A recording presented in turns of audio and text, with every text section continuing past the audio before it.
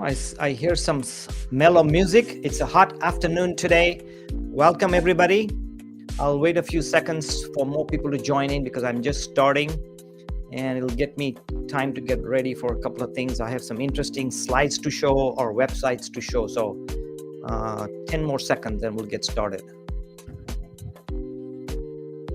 All right, let's cut the music out. We don't need the music. Hello, everybody. My name is Mike Patel, and I'm with Home Service Central. And yes, it's not Monday today because I just switched for the first time doing my lives per request from many of the viewers that Monday is not working out for them. So the only day working out for me in the evening is Tuesday. So I'm going to try how the Tuesdays work out. And if it does not work out, if I get some direct messages or comments that it's not working out, I'll try to switch again. But at any rate, I'm so glad you're going to be here or watch my recording after this live is gone. My name is Mike Patel.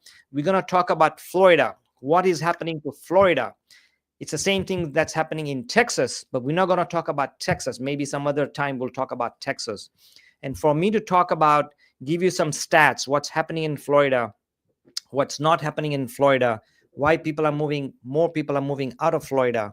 We have some stats, and I also have some guests. So I want to introduce first my guest, Tamy Broxson. She's from Gainesville, Florida. I've just got to know her. She has two channels. She has a relocation channel, a YouTube channel. Her information is on my description. So if you want to get a hold of her or want to watch her channel, click on my description, and I have a link on there. So Tamy, welcome. Please introduce yourself so I get to know you better and the audience gets to know you better as well. Thank you so much for having me. I truly appreciate it and I'm honored. Yes, I am in Gainesville, Florida, which is home of the Gators. We're Central Florida, so we're 2 hours from Tallahassee, Jacksonville, Orlando, and Tampa. And it's hot, and a lot of people think Florida is sinking into the water. We're not sinking into the water.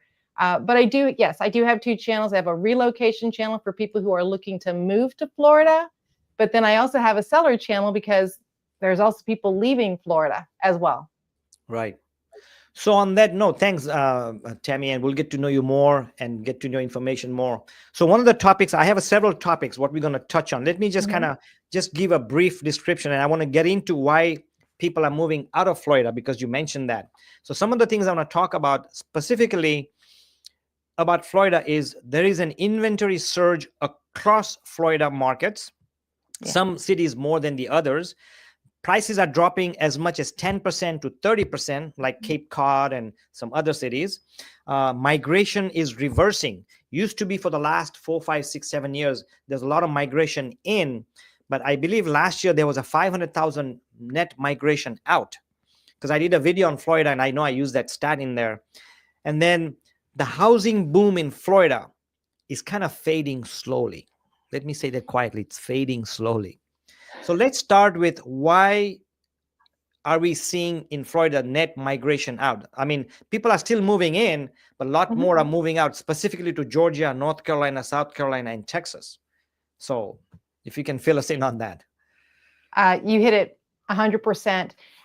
A lot of it is coming down to affordability. We do have a lot of people in Florida that are on a fixed income and they cannot afford the insurance cost and the property taxes and the overall cost of living it's just changed so dramatically. So they are moving out of those areas. We do have an influx in, there's still people moving in, but we are seeing a huge surge of people getting out of Florida. Mm-hmm. Are less people? I know a lot of Californians move to Florida. So are less Californians moving in, or are they still moving in? I'm not seeing. I mean, we still have California. California is one of the bigger states. Right. I've seen a lot of people from Texas. We've had some people. I've got some people coming in from Utah, Oklahoma, Chicago, Atlanta. But I'm seeing more people move to North Carolina. Right. North Carolina and Tennessee is where I'm seeing people go. We are getting people from the north, Baltimore, New York, Chicago, just because it's so cold, but not that many. Wow. Okay, cool. Okay. So I just want to touch briefly. Let's look at the overall Florida housing market, and I'm sure you can help me with this. This is from Redfin, and this is a recent stat. So let's look at what's happening. Of course, Let me go to my other screen. Hold on. Let me go here. So this is, can you see the screen? Let's look at, this is from June 2025. Home prices in Florida were down 2.2% compared to last year, selling for a median price. Okay. And this is a 5-year average. The median sales price is $410,000 in Florida, and it's down 2.2% last year. Now remember, this is the median price, not an average price. So, you know, and then the other stat, the number of homes sold is 3% down. There was 32,000 homes sold, and I believe this is from June last year to June this year. And then look at the days on market, which is pretty interesting. If you look at the days on the market, it's taking about 70 days, which means that some are selling in 30 days or less, and a lot of homes are selling after 100 to 125 days. Do you want to talk about this, Tammy? I mean, you may know more about why this is the case, by any chance? Yes, 100%. I mean, it hits the nail right on the head here. Yes, the median price, that is correct. You know, in some of the smaller towns, it's going to be more around 350, 375. But when you get into the bigger cities, then you're going to be closer to $1 million. So the median price is right. Mhm. And we are seeing a decline. There's a lot of inventory on the market. One of the things is, again, more people are putting their house on the market because they can't afford it. And Mhm. then you also have the condo crisis, Right. where so Yeah. many condos are hitting the market right now, and they're so difficult to sell because most people can't get financing for it. So they're going to need to pay cash. And with the Okay. assessment, they're just sitting there. And then you Mm. couple this with older homes that are not able to get insurance, or the insurance premiums are so high. Then we Right. have the short-term rentals leaving the market. So they're flooding the market, either going into long-term rentals, or they're just trying to sell the house and get rid of it. So we have such an excess of inventory. Right. Now, when you say short-term rentals, are you talking about the Airbnbs? Yes, the Airbnbs, VRBOs, all of the vacation rentals, even the ones that there are some cities that you have to have it rented for 6 months out of the year. But even that is financially not working out because it became so saturated a couple years ago. Right. But now with all the cost increasing, many of them are not Mm. making enough money. And so Right. they're Right. getting out. And Right. you're right, on our market, Gainesville, we're seeing that many homes are on the market 120 to 150 or 180 days if they're That's not priced long. right. Yeah. That's long. Yeah. It's a Yeah. long time. Yeah.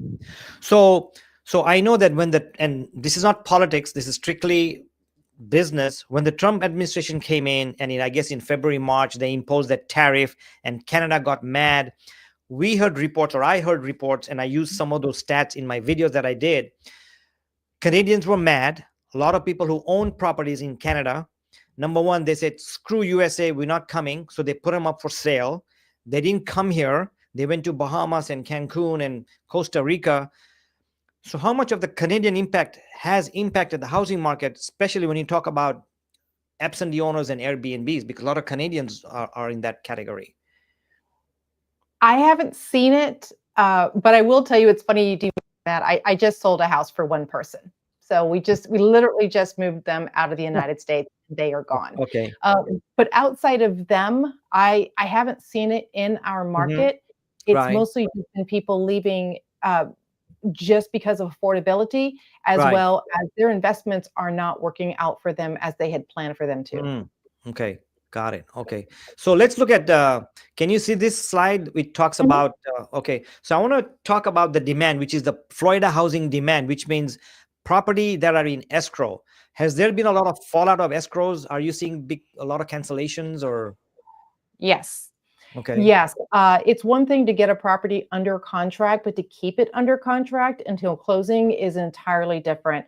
And they're Right. falling out of escrow because I understand that the sellers are upset. They're upset that they've already dropped the price, and then they're upset that the buyers are coming in, and during the inspection, they are asking for a laundry list of nitpicky items to be Mm. taken care of. And so sellers sometimes wrongfully think, you know what, forget them. I'm just going to go with somebody else. But there isn't anybody else. There's nobody else beating down the door. And so we try to keep them in escrow so that they can actually get the house sold, because, once you come out and you get you're off the, you come back on the market, then people start wondering what's wrong. Right. So we are seeing a lot of homes fall out of escrow because the sellers are not wanting to give on the buyer demands. And the buyers are doing this. They're saying, you know what? You're either going to give me what I want, or 10 new houses just came on the market in the last week, and they're still shopping. They're still looking at those houses. And if they can find a better house for less money, they will forget about the inspection cost and they will just go ahead and make the move. Right. Yeah. Yeah. I would do the same thing if I get a better deal. But here's a stat that kind of what you just said. And this stat kind of proves that if you look at the sales to list ratio, we are seeing that it's down almost 4%, which means that if a house is listed for $400,000 today, used to be a couple of years ago, they used to sell over list price, or 2 or 3 years ago. And I'm talking about Florida, right? Now they're selling almost on average of 4% less, which means a $400,000 house will sell for like in the 485 range. I mean, 385 range. So they're selling for less, number one, on price. And number two, a lot of the sellers nationwide, I've heard and I've seen reports where not only are they giving repair credits, they're also giving closing costs. So this 4% drop does not reflect that.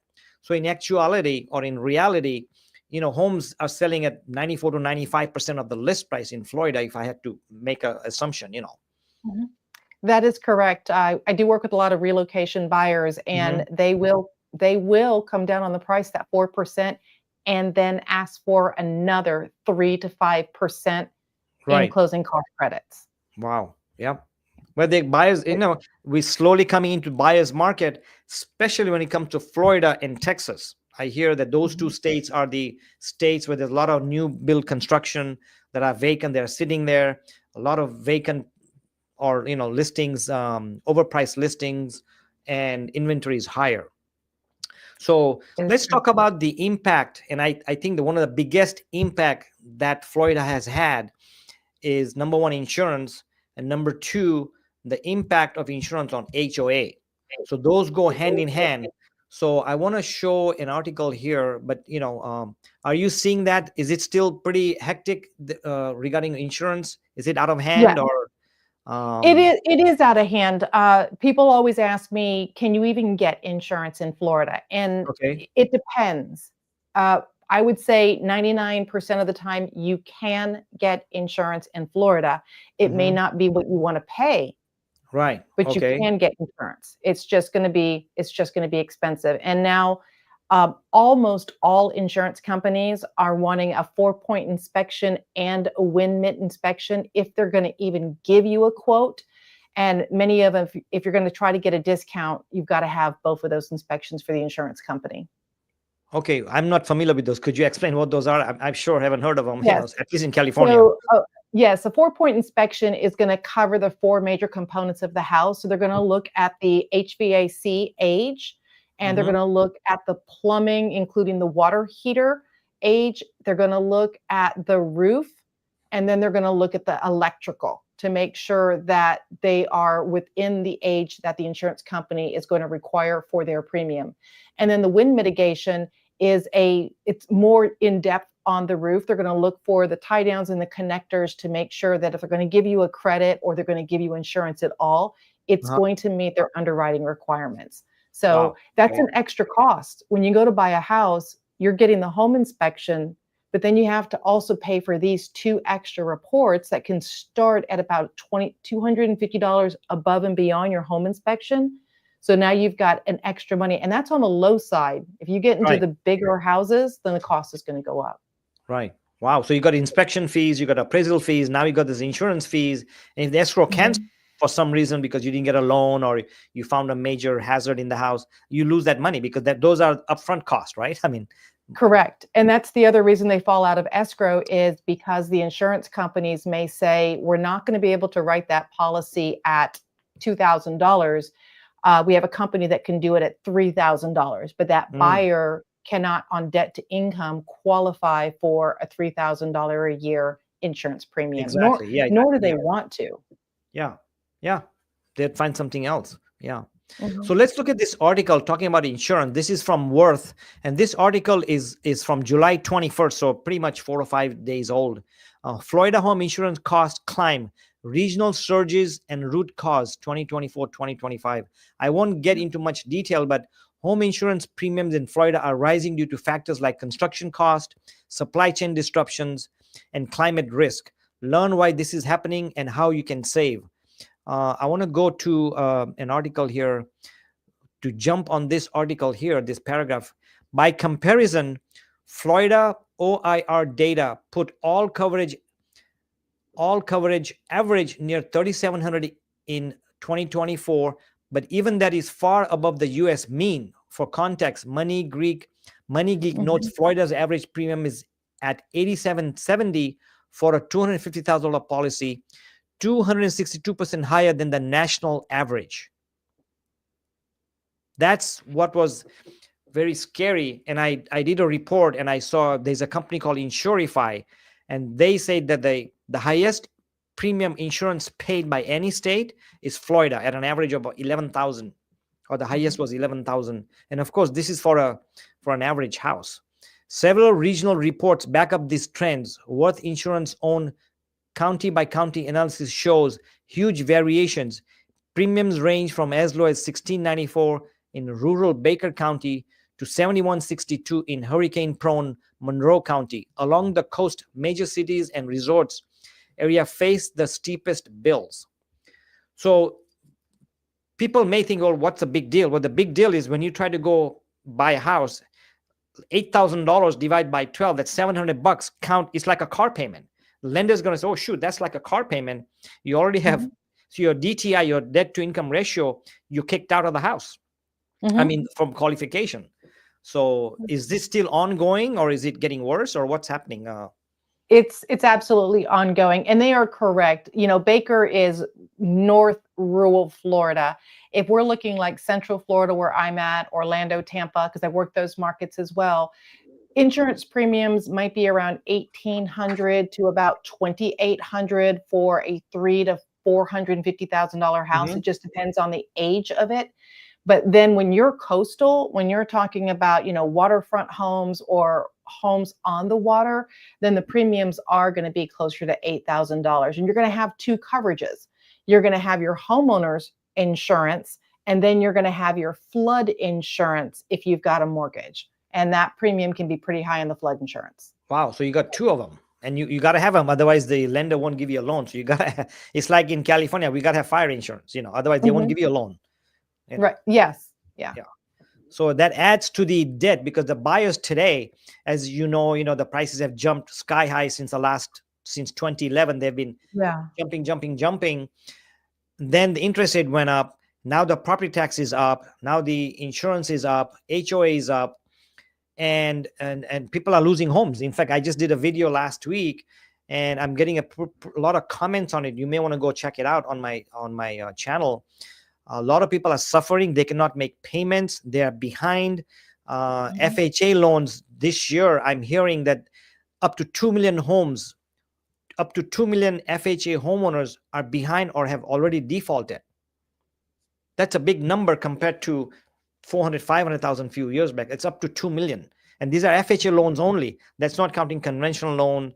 That's not counting other loans or VA loans. So the numbers are changing. On that note, if you're watching this live or if you're watching a recording, let us know where you are, what's happening in your neighborhood as far as prices goes, or inventory or insurance, and let us know what's happening so we know as a consumer, we know what's happening nationwide. So one of the other things happening is, let's talk about the HOA. Is HOA a direct factor of the insurance, or are there other issues why insurance in Florida are tripling, quadrupling? What's going on with HOA also? Yes, the HOAs, especially for condos, well, HOAs and condos are all going up, because when you're looking at a condo association, they're responsible for the exterior of the building. And with the insurance costs going up, then they have to cover that through the association. Also, you've got where the new legislation is making many condos have to go through, restructuring, making sure that the integrity is good. And if it's not, then they have to go and get all of that corrected, which is costing not tens of thousands, but hundreds of thousands of dollars. And so the assessments are going up. And, Mhm. as a real estate agent, there's many times I don't even want to take a condo to sell because they just don't sell.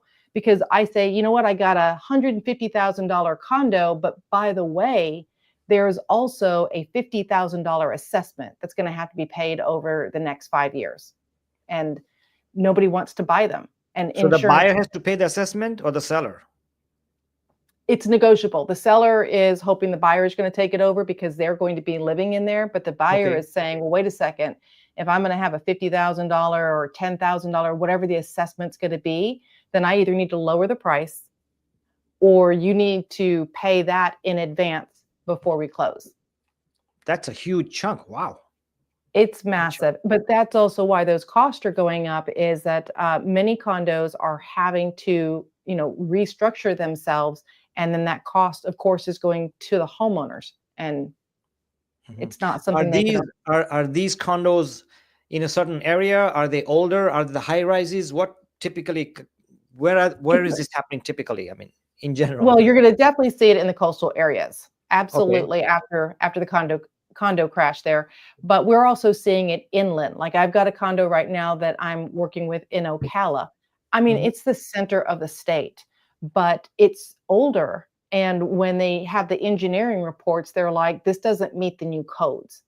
And Ah. so when the codes changed per county, they're not meeting the new safety codes anymore. And so Mhm. they doesn't matter if you're on the water, it's really expensive on the water, but it's Right. even impacting people inland as well. Wow. Yeah, it's a big issue, right? It's a huge Mhm. issue. And I also understand a lot of people are selling their homes, especially condos, especially seniors who are on a fixed income. They've been there 5, 10, 15, 20 years. Now, what I've heard is they get hit with this $25,000 upfront assessment fee or 75,000 5-year assessment fee, and they're losing the home because they don't have money, they're on fixed income. They don't have So they're it. selling and they can't sell because there was hurricane damage. So they can't fix up the house. They Mhm. can't afford to fix it. They can't sell it and they can move because when they go move, rents are so high. And where they're going to go? They don't have any money. So am I being negative or is that kind of fact that I'm hearing? It's sad. It's exactly what's happening for many people. Like I said, the one I've got in Ocala, they do not live in it, but they had it rented. They needed to increase the cost for the rent because the cost went up for the association. The renter moved out. So unfortunately, now it's vacant. Ooh, The condo association does not have the money to make repairs to the exterior of the condo. So everybody who comes and looks at this dilapidated condo that hasn't been repaired, that doesn't have the money to do it, but it's also got this assessment that's hanging out there that needs to be paid as well.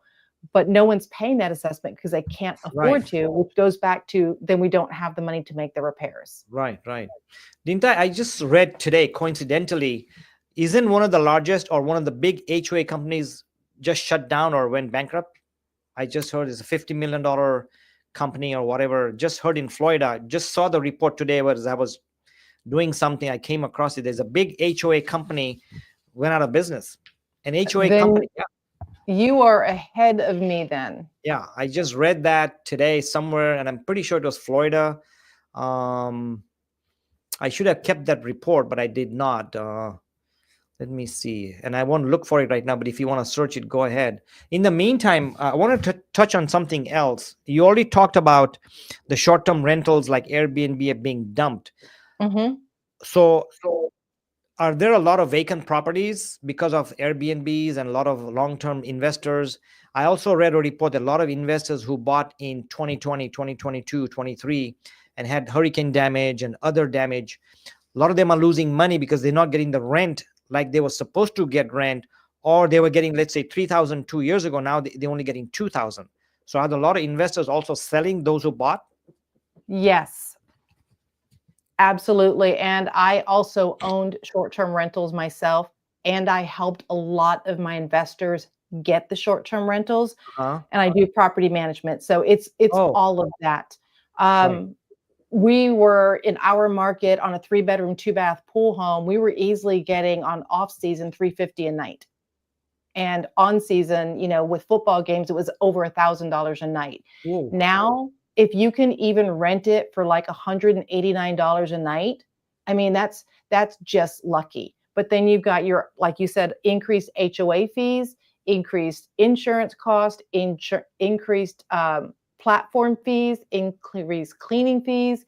So Wow. you're not even breaking even at that number. So many of my investors I work with are either one, just flat out selling to a homeowner, someone that's going to live in it permanently, Mm-hmm. or if they can't sell it because the money's not there, then they're turning it into a long-term rental, and then they're Right. going that direction instead. But now you've got all this excess furniture because Oh, nobody wants to rent a house that's fully furnished. You think that they would, but they want to bring their own personal belongings in.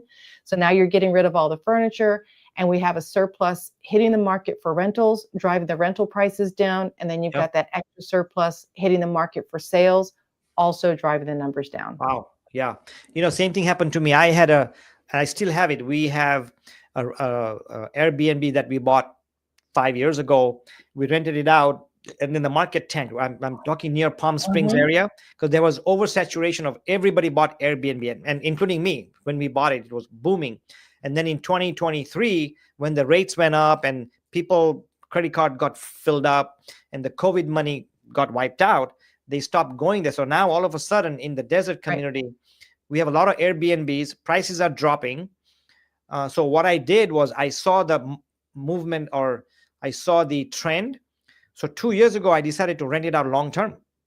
So I was ahead of the game. So I thought before everybody goes long term, so I rented it out for 2 years. So I've got another year to go. So I did the same thing, and luckily, he was from out of state. The family's from out of state, so they rented the whole furniture. So I rented with just like an Airbnb. And I'm sure when they move out, we'll have to take it out and re-rent it. But it's happening here, Palm Springs area, Big Bear area. Tennessee is having that. Winter Haven has a lot of Airbnbs. There are a lot of vacant properties there. It's happening everywhere. Airbnbs overall, I'm not sure what the stocks are, but I know the Airbnb stocks were down in the beginning of the year of 140, 150 per share, but I don't know what they are right now. But housing market is not as rosy as it was a couple of years ago.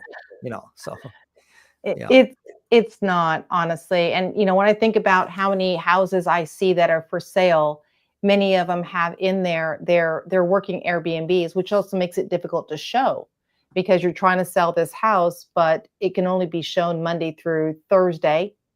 That's when it's going to be vacant because it's rented on the weekend. And the owner who needs that money so bad does not want to cancel a booking or hold a weekend open for people to come by because they're going to Oh, lose money. And yeah. many people never end up showing up for the showing because it always gets changed. So Oh my it gosh. makes it difficult to sell Difficult. them Right. just because the availability is not there.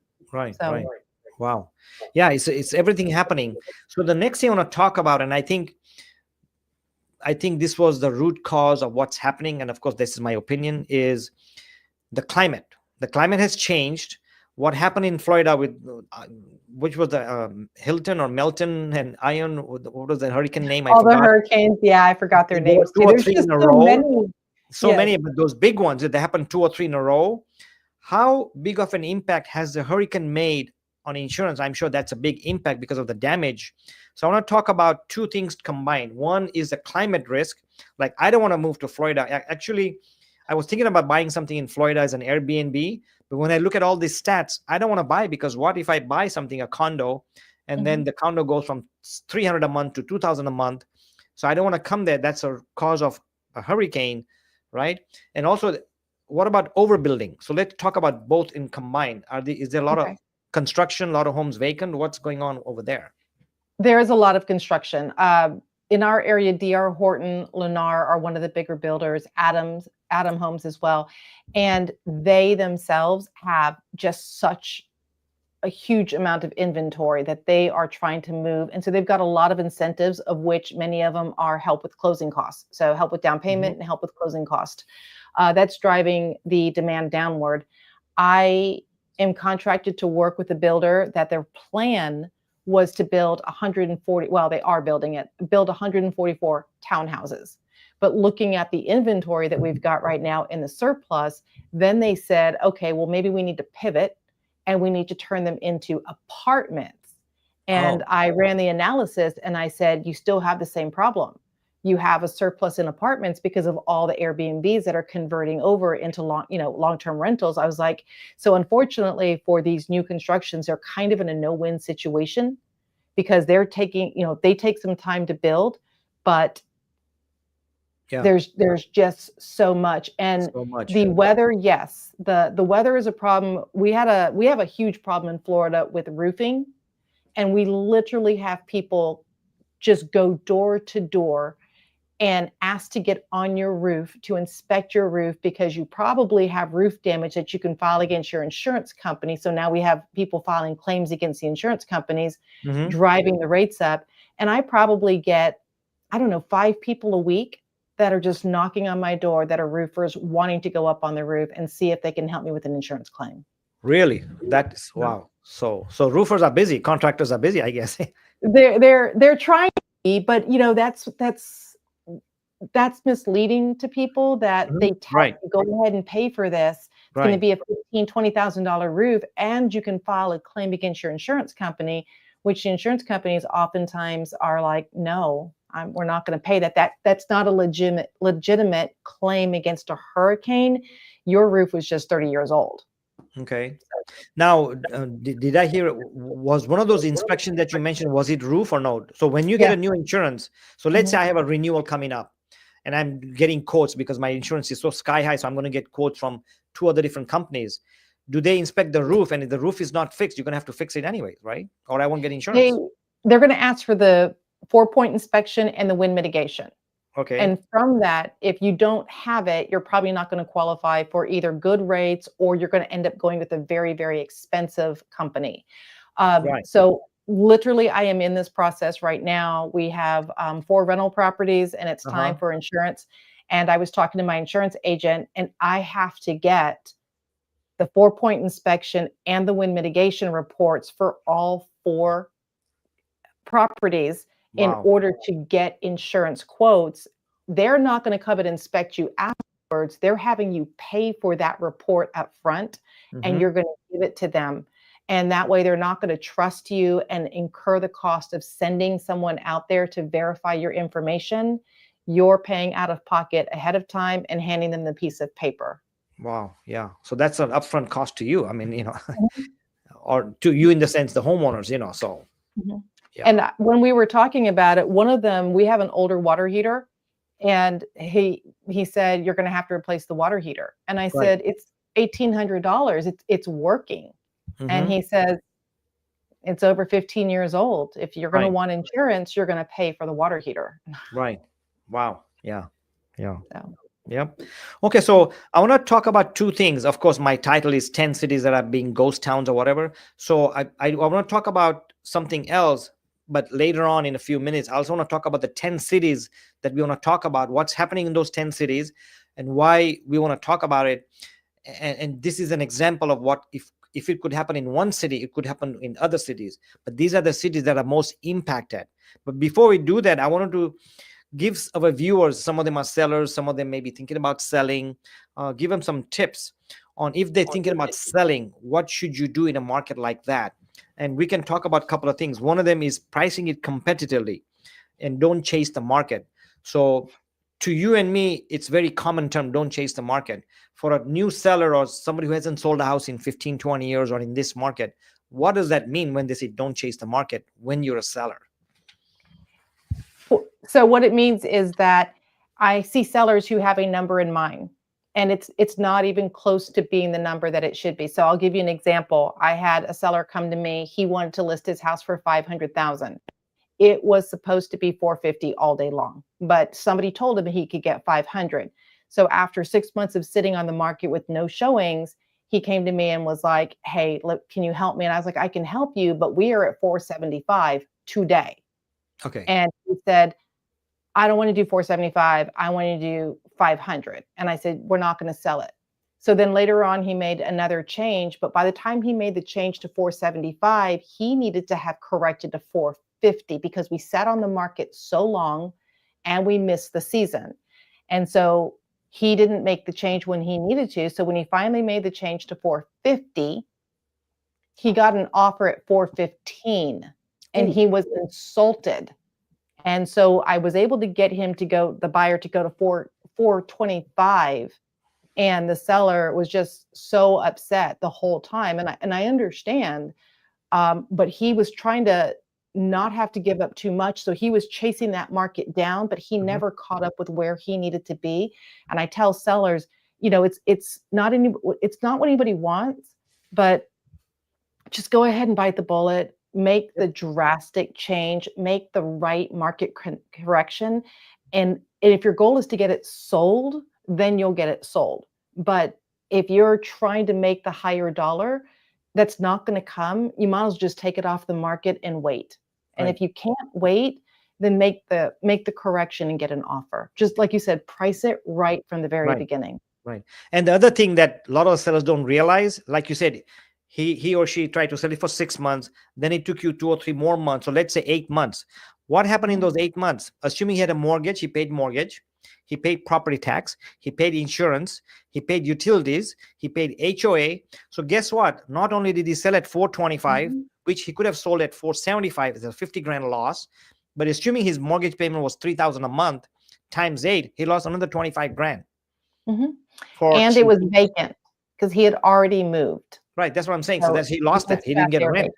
So like we all say, don't chase the market. And the same thing I tell people here for the buyers, don't wait for the prices to drop. A lot of, I'm going to wait, and guess what? A lot of my friends or good clients or buddies of mine have been waiting for a year, and now the $1 million home is now worth 1.1.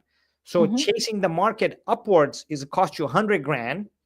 For sellers chasing the market, you're losing 100 grand by not getting it. So I shouldn't say this, and probably going to hate me for saying this. Listen to your realtors. They somehow know what they're talking about, especially the 20% of the top agents. I totally understand agents are dingbats and people don't trust us. I hear a comment, you guys are liars and all that. I totally understand. But those are the 80% of the agents who sell 1 property or 0 properties per year. But for agents like Tamy or myself, a lot of other agents who've been in business for over 20 years, who sell 10, 15, 20 properties on average per year, we're not going to do that. So do listen to your realtor. And on that note, if you need top agents, contact Tamy or contact me. We'll refer you to those top 20% agents. Just thought I'll throw that in there. Hey, it's like bad cop, good cops, right? Bad docs, good docs. Bad politicians, good. Oh, no, there is no good politicians. Okay, let's leave that alone. So okay. So what is the other thing they can do when it comes to disclosures about HOA and insurance? What's happening in Florida when a buyer comes in? How tight, or what's happening with the disclosures there? So Florida, definitely, you have to disclose as a seller, just the seller disclosures. And a lot of people think that they have to be in writing, but that's not true in Florida. You just have to disclose them so they can't be verbal. But most people will just go ahead and use a standard seller disclosure. Then there's another form, which is the HOA disclosure, or if it's a condo, there's a condo disclosure, so that the buyer can get the documentation and the financials ahead of time and make sure that they can live with the rules. Now we have a flood disclosure that the seller has to say, has the property ever flooded? It doesn't mean that it had to be covered by insurance. It just means, has the property ever flooded? And they're not talking about the house alone. They're talking about the land as well. So has the property as a whole ever flooded? Right. Okay. And this is nothing new. Other states have it too. California has their 2 disclosures because when I buy something, I want to know what's going on with the HOA. I want to know what's going on with other things, So we have a comment. So I just want to say, Mark, thanks, Mark. If you have any questions, post them here and we'll try to answer there. Thanks for watching. And like I said, we're here to give out information. Of course, a lot of them are personal opinions, but these opinions are based on facts or stats that we have come across. We might say something off here and there, but that's because we read the wrong stat or we listened to the wrong media. And I think there's a lot of fake media out there. I don't know, but that's what I hear. There's fake media out there. So, so one more point about helping the sellers when they want to sell. One is price it competitively, disclose everything up front, so that 30th day or when you're closing, they don't find out, oh, you didn't tell me this.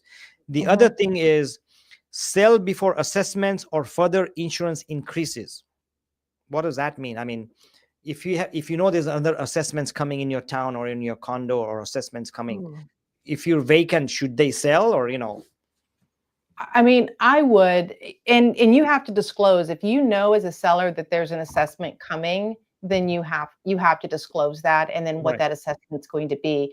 Right. But if you're thinking about selling, and if you're in a condo and you've been watching the condo crisis at all, then you know that you're going to have an assessment if you haven't already.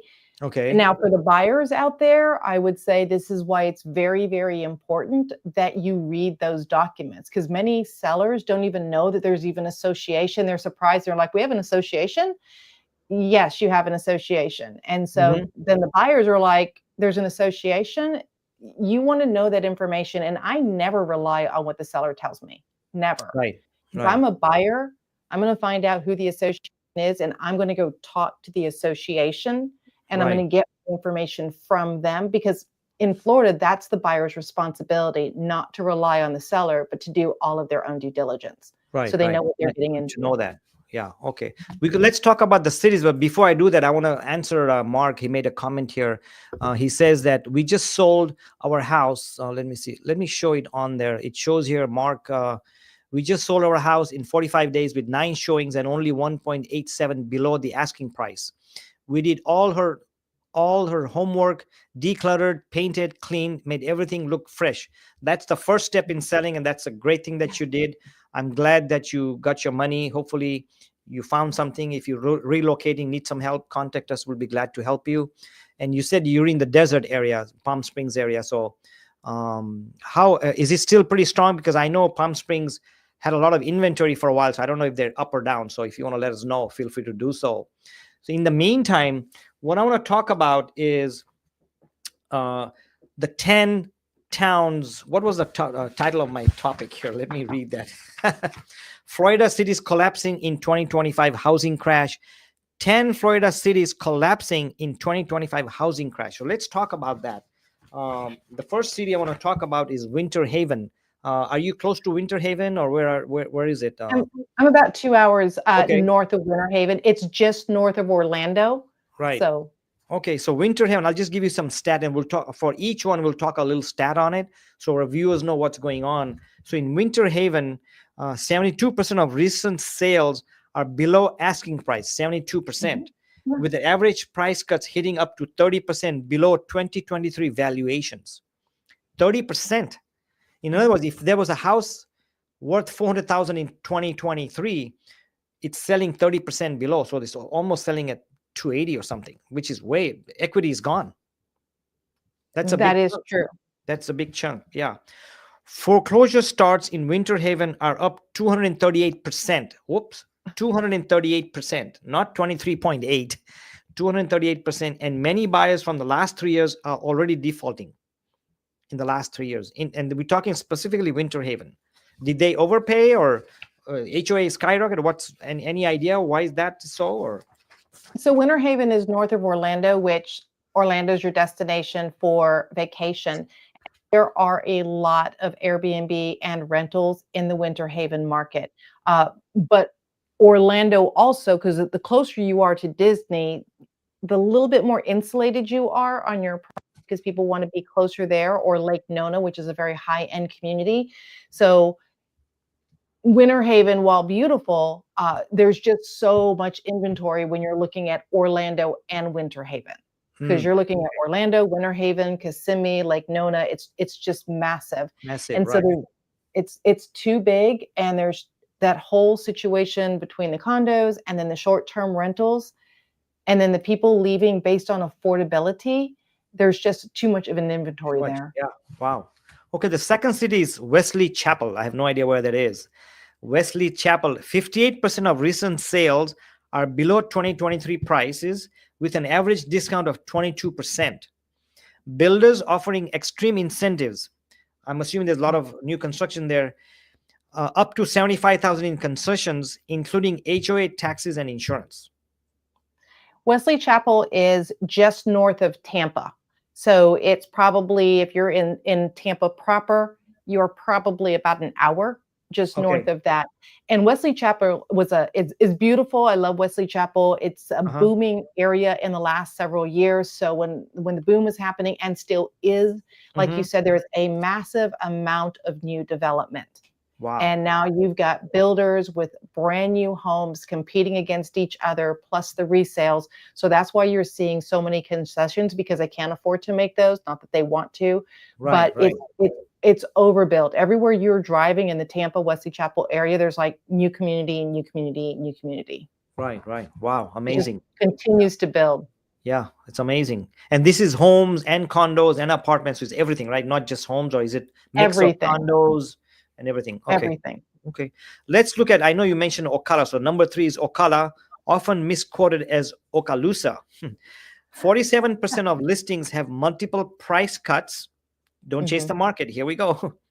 Average 85,000 in reductions. Rental Mhm. vacancies are rising despite 15 to 20% rental rate drops, and new constructions has halted completely. That's also near Winter Haven, or No, Ocala is 40 minutes north of me, so it's almost between Gainesville and Orlando. So it's uh-huh. Gainesville, 40 minutes north south is Ocala, and then about an hour-ish, hour 20 from there is Orlando. There's not a lot going on in Ocala. It's we call it the Okay. horse capital of the world, is what Horse we call capital? it. Yeah, horse capital of the world. Now, Kentucky may not agree with us, but that's Right. okay. Okay. Okay. We're gonna take horse capital of the Right. world. But it's more agricultural there. It's more retirement, and they are building. I know it just said that they're not building, but I'm working with a new development right now, which I'm putting a buyer into. Mm-hmm. And he had, when we were shopping in his price range, he had 15 new developments to choose from. Mm-hmm. So whichever report said that they've come to a stop, they have not come to a stop. They are still building. And it's also a destination for retirement. So we have a lot of retirement, high-end retirement communities in there. And World Equestrian Center has got their developments going in there as well. So it's also booming with new construction. Right. Wow. Amazing. Okay. So the next one is Northport, ranked number 4. 62% of recent sales are distressed properties. 62%, reflecting a 2000 level crisis conditions. Investors Investor purchases have dropped 88%, and insurance costs have doubled in 12 months. Now, in that area, you are on the west coast of Florida and you are close to, if not on the water. Okay, that's why. Maybe it's a Mhm. hurricane prone So area you or got something. you got this is your condo market, this is Oh, your short-term rental market, oh, and then that's why. this is Yeah. your coastal market. So a lot of investors, and I'm sure they're coming from Canada and California and everywhere, they're losing some money there. Yeah, they Yeah, are. yeah, it's a sad situation, but that's reality. We've seen prices go up and up and up and up and up. And the reason I want to talk about Florida is because I think, and I've been talking about Florida, I don't know a whole lot about Florida. I've been there many times. My in-laws are in Florida, towards Miami area, Fort Lauderdale area. So I've been there many times. Been to Orlando, been to Naples, Tampa, a lot of areas.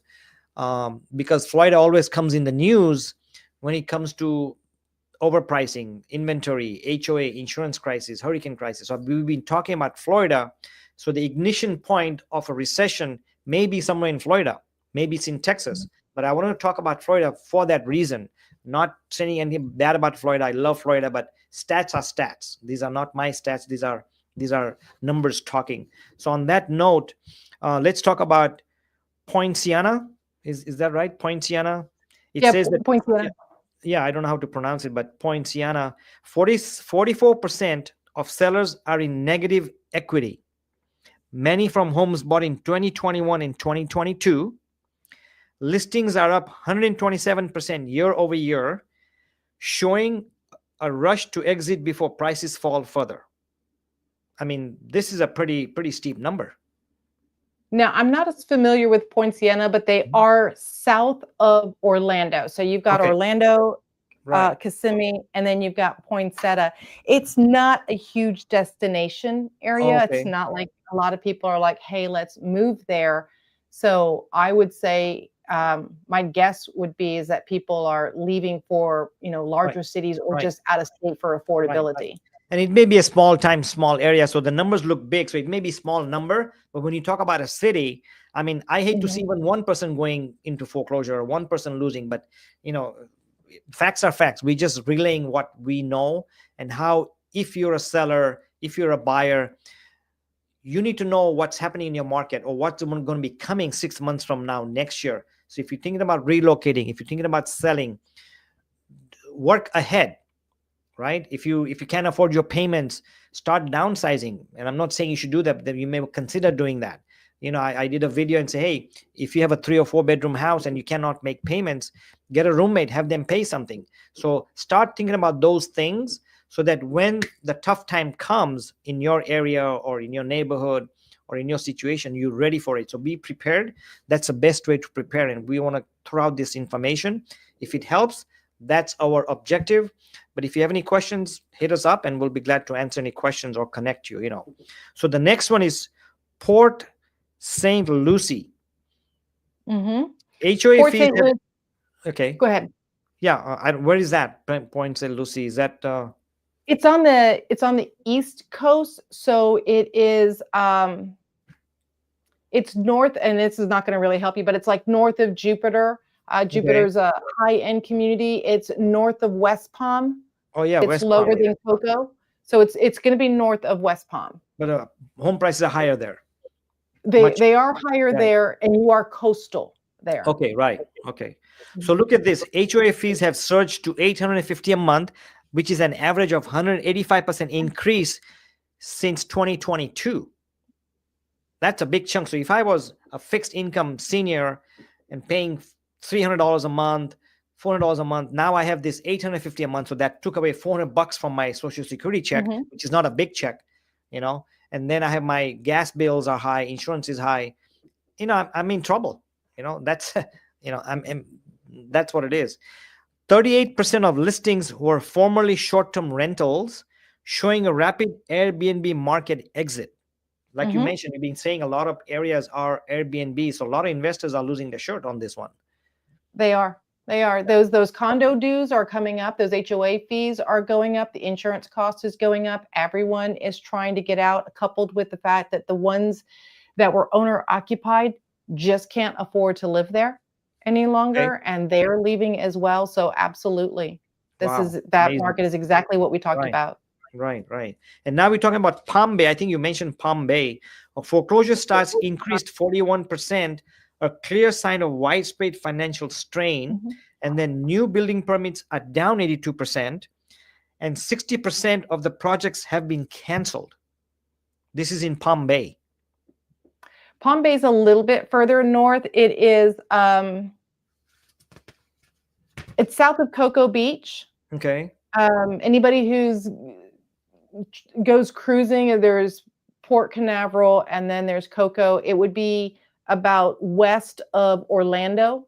So it's going to be north of what we were just talking about. Right. Okay. But it is coastal again.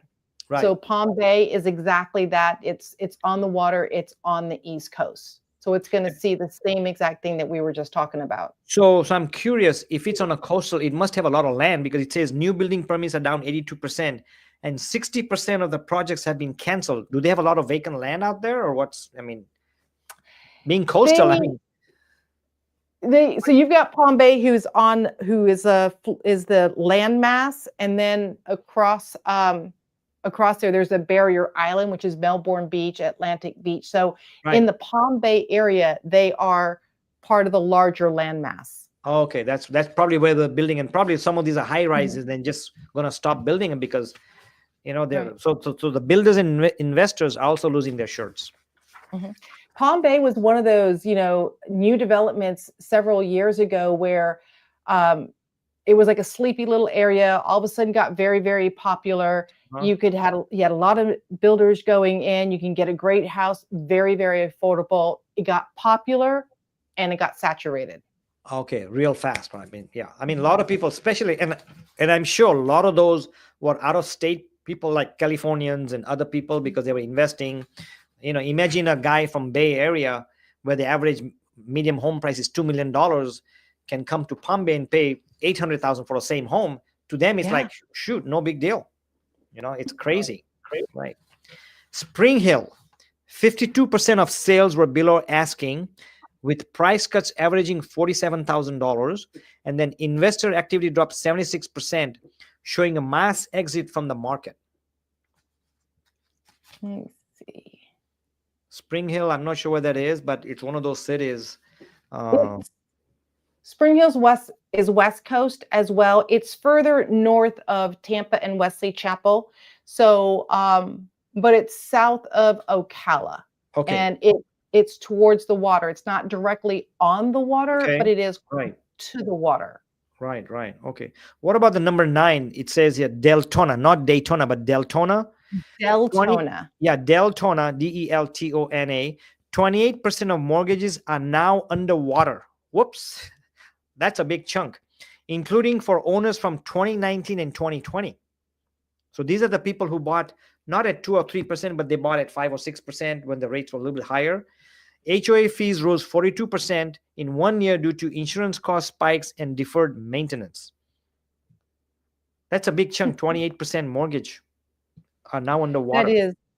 And Deltona is also north of Orlando, north of Winter Haven. It's a smaller area, so I can see why the percentages might be skewed there, but it's a smaller area. It's an older area. I wouldn't say historic, but that's why when you're saying the deferred maintenance is you're going to have a lot of older construction there. Okay, so a lot of homes there, or a lot of condos there, or what's the mix kind of like? If it's older, I'm probably assuming a lot of homes there. It's going to be a lot of homes there, a lot of communities. Okay, and the last one is very popular, Cape Coral. I knew an agent, but I still know her. Not an agent, but she's a coach for real estate. Insurance premiums are averaging $5,200 per year, and that's an average. So I'm sure somebody's paying $12,000, higher than property taxes for many. And then inventory surged 89%, with some zip codes seeing 120% increase and rising cancellations. Now, Cape Coral, that's a higher end town, right? Is it near the beach, or is it? It's coastal. Yeah, you're on the West Coast. You're over in, very, very nice area. You got Marco Island, you got Naples, you got Cape Coral. Oh, down there. Oh, okay, right. Yeah, so it's down to the south where it's beautiful and coastal and rental properties and Airbnbs and condo crisis. So yeah. How far is it from Naples? Because I went to Naples about 10 years ago. Man, those waters so nice. We just walked in the water, shallow water, clear water. So, Naples is actually gorgeous. It's about 3 hours, 3.5, depending on there. It could be 4, depending on traffic. Okay, from your place or? No. You're talking about Cape Coral. Sorry. Yeah, Cape Coral. Yeah. That was Deltona. From Naples area. Okay. I'm not sure if it's in the same neighborhood or not, so. About an hour. Okay. Yeah, not too bad. Yeah. No, it's not bad at all. I mean, it's along the water. I mean, it's beautiful. It's right. I mean, like when we go to vacation and we want to be by the water, we go to Sanibel Island, we go to Marco Island, we go to Cape Coral. Coral, right? Yeah. There's a lot of islands over there, so you can do some great vacation renting, and because everyone's got discounts on the short-term rentals and the Airbnbs. Also, right now is a good time to go there right now. Yes. Yeah. Because you can get those vacation rentals pretty inexpensive because they're all looking for the rare person who's going to come and visit. How long do you feel, talking as a tourist, not me, but somebody wants to come in there, let's say, you know what, I already did my vacations this year. If I want to come next year, do you think the market is going to be similar or worse next year? In general, Florida, talking, of course, this is your guess or whatever. What do you think Florida is going next year? Or where do you think it's going? With my broken crystal ball, I'm pretty worried that it's actually going to be worse. I'm, like you said, the foreclosure rates are going up, the stats are going up, inventory is not moving, it's going down, and I don't like to be doom and gloom. But I don't see that it's going to be good. I don't see that our insurance premiums are going to get lower. And No. so I don't see my property taxes getting lower. And I feel like it's going to force more people out, ones that are just trying to hold on right now. Right. I don't know how much longer they're going to be able to hold on. I mean, Right. I'm working with a lot of people where the two families are selling their separate houses and they're buying one big house so that two families can move in together just to help cover the cost because things are so expensive. And Expensive. so I'm seeing a lot of those larger homes and families moving in. Right. Right. So So because I'm the hearing a affordable. lot these days that, the tariffs on China are just about to hit, maybe next month, Mhm, in a couple of months. And that's going to make things worse for everybody, including me. I mean, mhm, things are expensive. I mean, I went to get some iced coffee in McDonald's, and McDonald's not my favorite place, but I love their iced coffee. It's like $4 for an iced coffee. mhm. But I Yeah, can't come home and people, make it. It's expensive. I mean, it used to it's be $2. I remember expensive. paying $2, but now it's $4. You go to Starbucks, and I go there.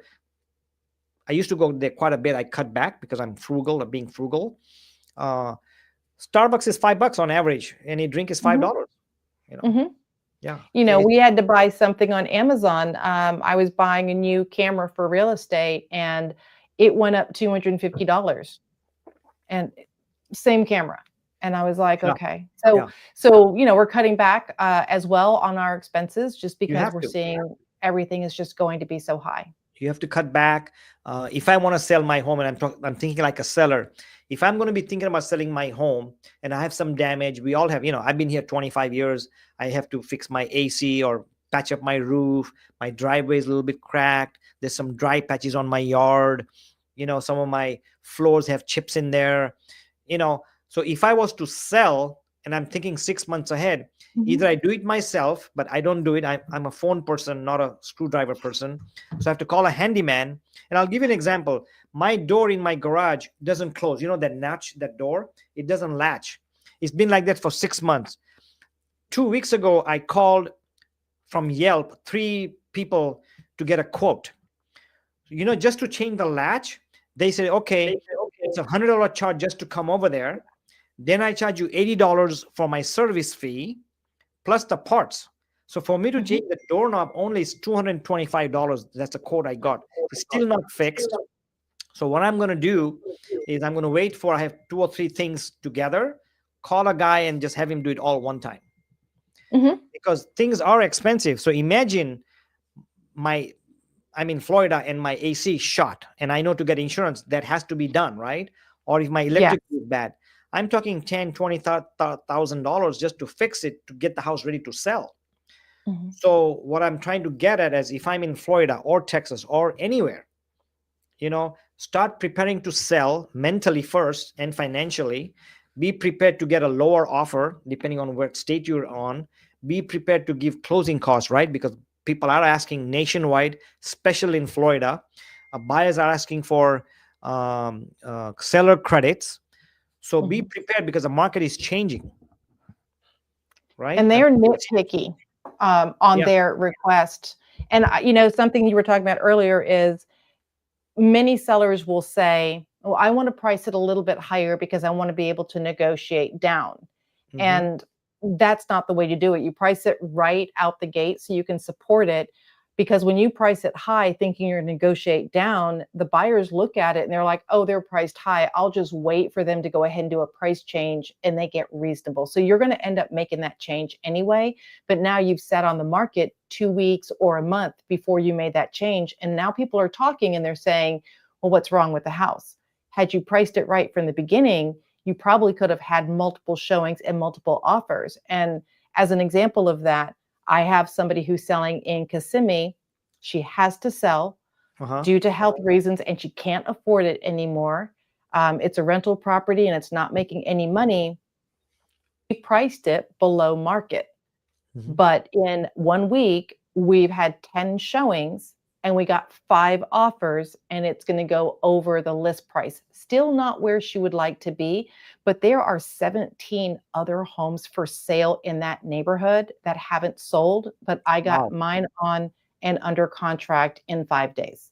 Wow, nice. So that's a lucky seller. I'd say take it and run, Yeah, right?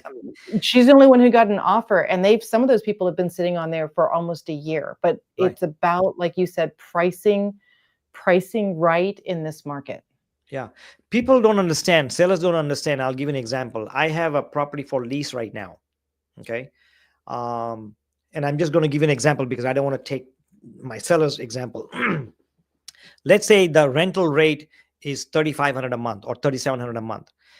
The sellers want to put it at 4,000 a month. So I'm telling them, no, don't put it at 4,000 a month, because what's going to happen is you're trying to save $300 a month, trying to get more. But if it takes you 30 days to find a rental and then 30 days to move out, that means you lost 4,000 times $8,000, right? Might as well give it out at 3,500 and you lose a lot less, because by being vacant for 2 months, because usually tenants don't move right in, they need 1 or 2 or 3 weeks to move in. It takes you marketing, cleaning, photography. So you're already 2 months vacant. You lost $4,000. Put it in the market, get it rented, done. So instead of losing $300 a month, which is $3,600 a year, now you're going to lose 2 months, which is $8,000, which is better. I mean, it's funny you sellers say have that. to realize that there's carrying cost. If it takes me 8 months to sell a house, and my mortgage, insurance, HOA, electricity, maintenance cost me $4,000, the 8 fours are $32,000. Might as well price it less, $32,000, and get rid of it. You got to do the math these days. It's a whole new market. It is. And like you said, people who are leasing don't understand that. I had the exact same situation, and it's not my listing anymore. We parted ways because I could not get it. At the time they had it listed for $7,000. I'm like, it's not going to happen, not in this market. And now they've got it down to $3,500.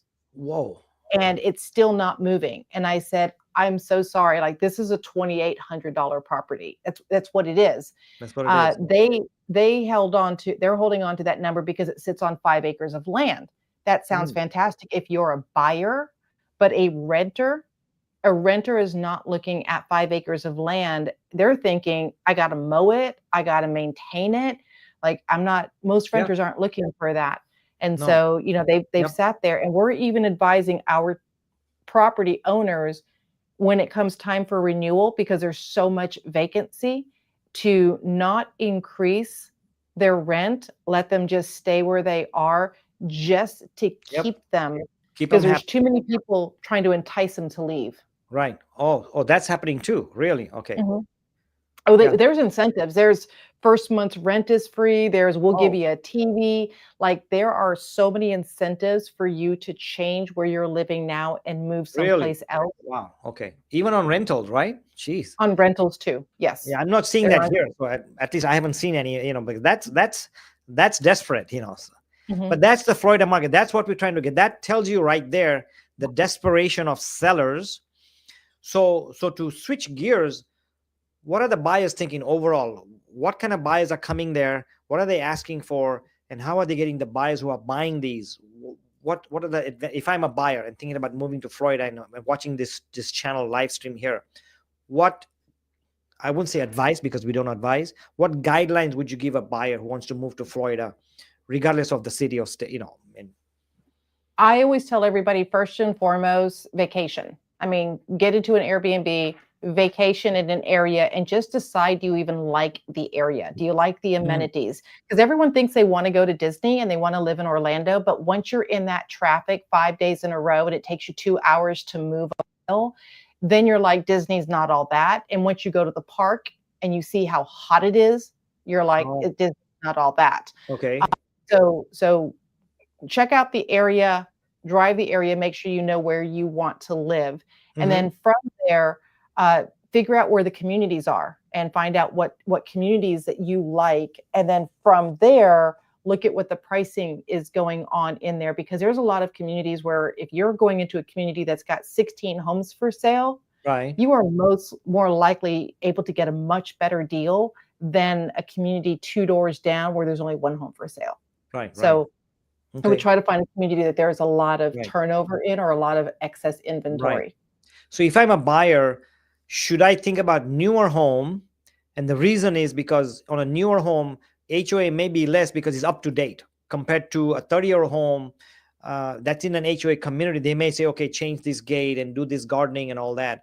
So what are the advantage of getting a new home, but also what's the disadvantage of buying a newer home? I would say newer home is probably where I would want to go, just because, like you said, you're going to get the lowest insurance rates. You're going to have the most energy efficient house.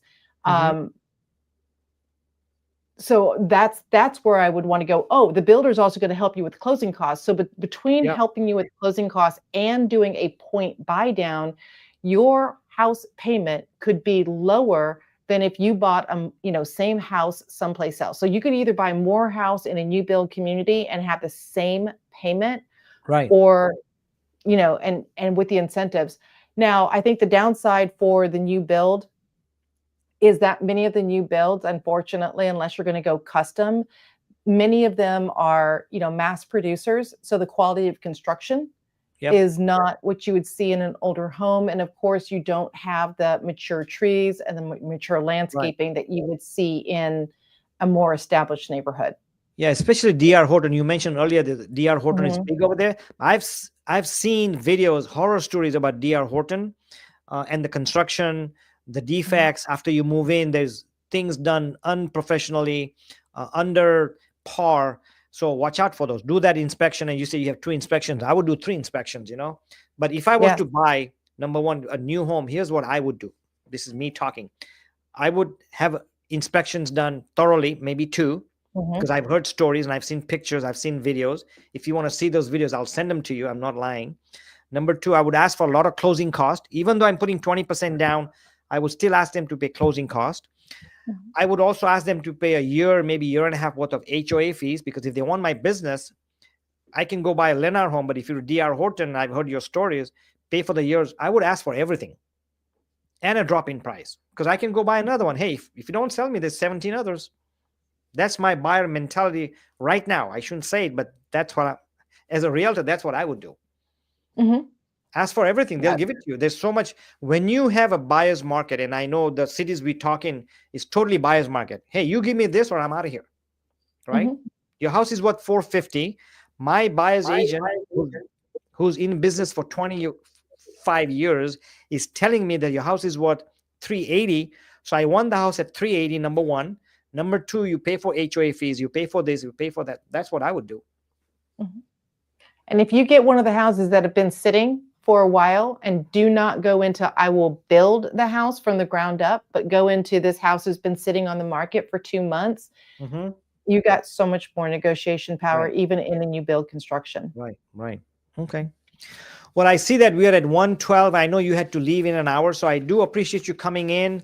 Any last thought to give our viewers? Any, not, I wouldn't say advice, but any guidance, whether it's a buyer or seller, whether it's in Florida, anywhere, last minute, anything you want to tell them? Uh, no, but can I just say, one of the markets that we didn't hit on, which was Uh-huh. interesting that it didn't come up, is the villages. I Because have for no idea where that Florida, is. Where is that? okay, the No idea. villages Uh-huh. is in Central Florida. It is right between Gainesville and Ocala. It's about, Gainesville and Orlando. It's about an It's a hour town. The north. Villages is a town or is a community? It's a town. It's a town. Oh, It's a town that is so massive. It okay. spans 3 counties. It's a A town? 55 and Oh, a town really? that spans 3 counties. It's a 55 and over community, Hmm. and it's a master plan. Right. Um, there's a lot of jokes about it Okay. because it's a senior community. People Right. are saying it's the STD capital of the world. It's not true, Okay. but it sounds fun because Right. they're older people that are, Right. just enjoying life. Right. And because it's a retirement community, it's got a lot of golf courses. They also talk about, they got these loofahs and pineapples that have indications of, like, are you having a really good time or not? The truth of the loofahs, though, is that many people didn't know which golf cart was theirs. So it Oh. helped them figure out what their golf cart is. But they have so much surplus inventory. Mm-hmm.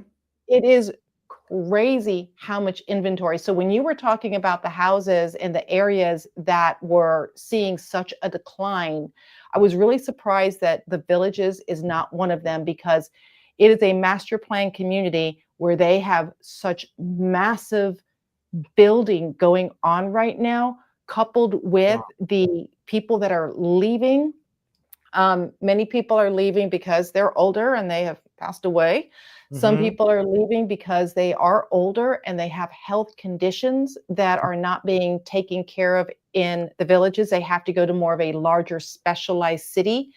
So that is one area that I'm surprised did not pop up on yours, because I'm just watching the mass exodus and the such large amounts of inventory for a city that spans 3 counties. Right. So maybe it didn't show up because it's too big of an area. And these, what we talked about was the top 10.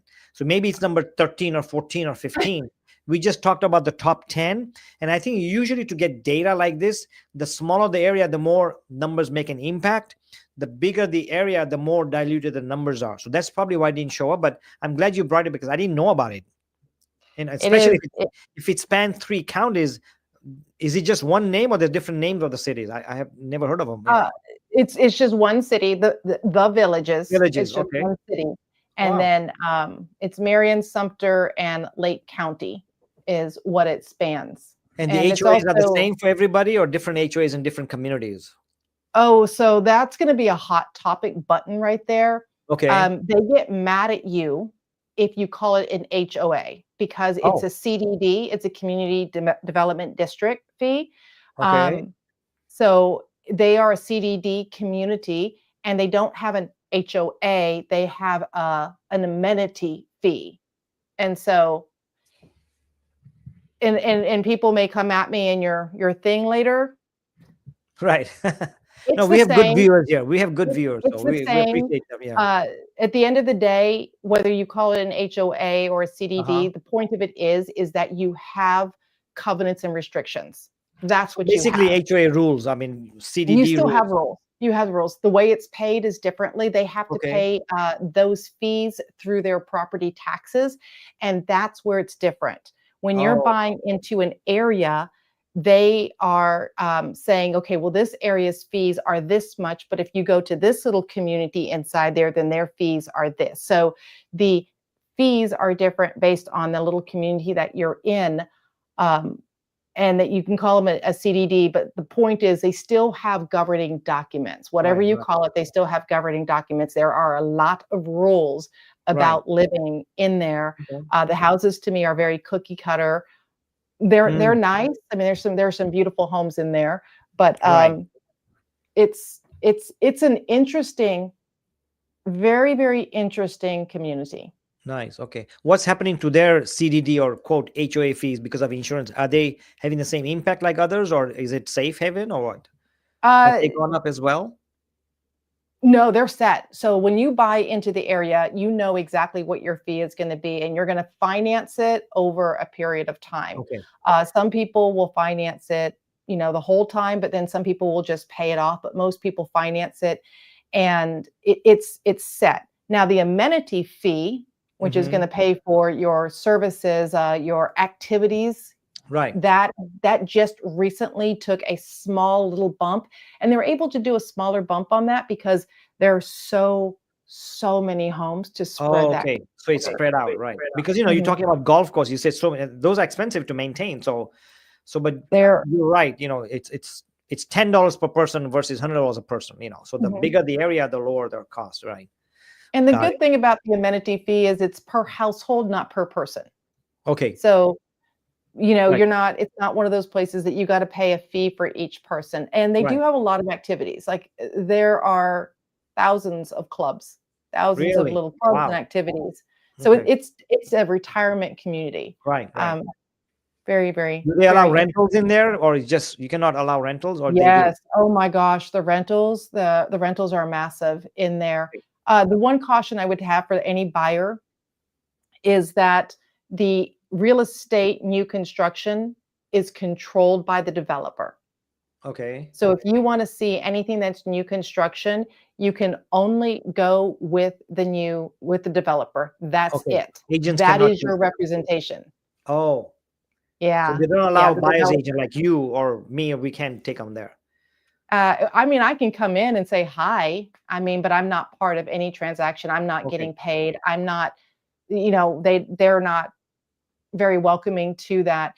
And Right. then if you're going to sell, you only have one of two choices. You're either going to sell with somebody like me or you, and Right. you're going to list into the multiple listing service, or you're going to go with the buyer builder's real estate office, and they are Okay. not part of the MLS.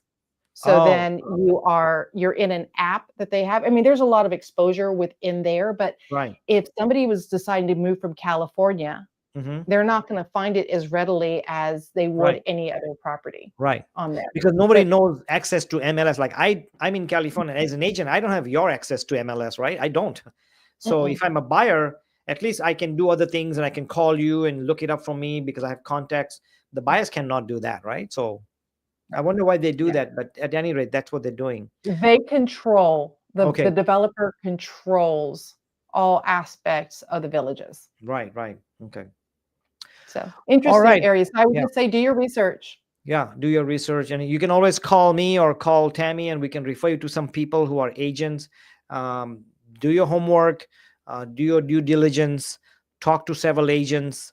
And especially now, if you're a buyer, know everything about your HOA and the disaster and the climate changes coming up and the demographic changes because market's changing, the demographics is changing, the work thing is changing. So it's a different market than 2 years ago.